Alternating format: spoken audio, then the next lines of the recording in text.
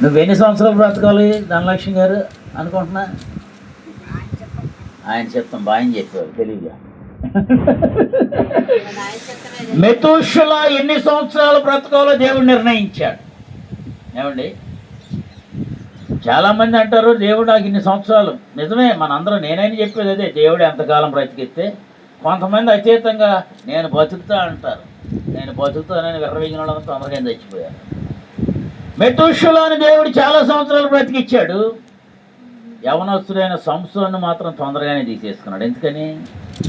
దేవుడి చరిత్రను నడిపిస్తాడు.